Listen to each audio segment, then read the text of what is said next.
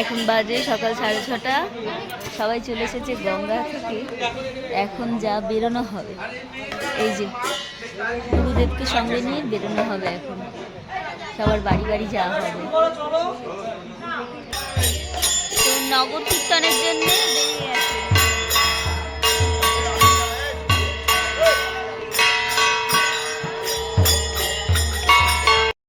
এখন বাজে সকাল 6:30। সবাই গঙ্গা থেকে চলে এসেছে আর এখন বেরিয়েছে নগর কীর্তন। সবার বাড়ি বাড়ি যাওয়া হবে, তারপরে আবার মানে প্যান্ডেলে আসবে, এসে শুরু হবে সারাদিনের নিয়ম, মানে নাম কীর্তন। তো চল তোমাদেরকে দেখাই। এই যে সবাই মিলে বেরিয়ে পড়েছে নগর কীর্তনে।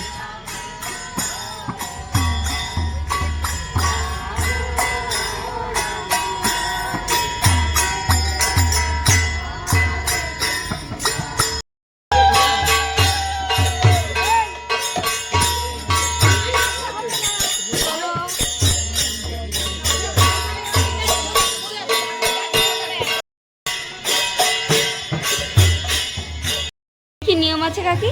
বাতাসাটা তো ঢেলে এলাম না। নিয়ম কি কি আছে? গুরুদেব আসলে চাল আলু দেবো, আমি একটু বেশি কিছু রাখতে পারিনি, ওখানে ছিলাম আর টাকা দিয়েছি।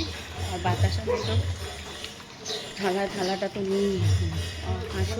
মানে শীতলা পুজো যেরকম করে, ফুলও নিয়ে আসে যেরকম, তাই তো? এসো না, এসো।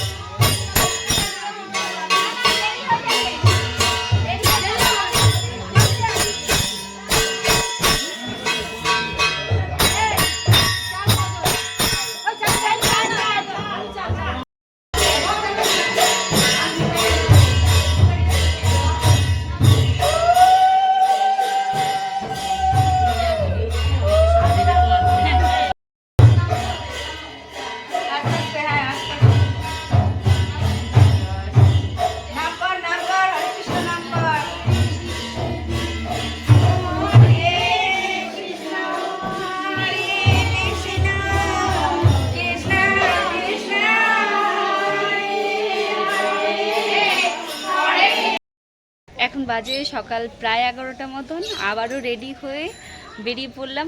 ওই মাঠে যাব, গুরুদেবের ওইখানে নাম কীর্তন হচ্ছে।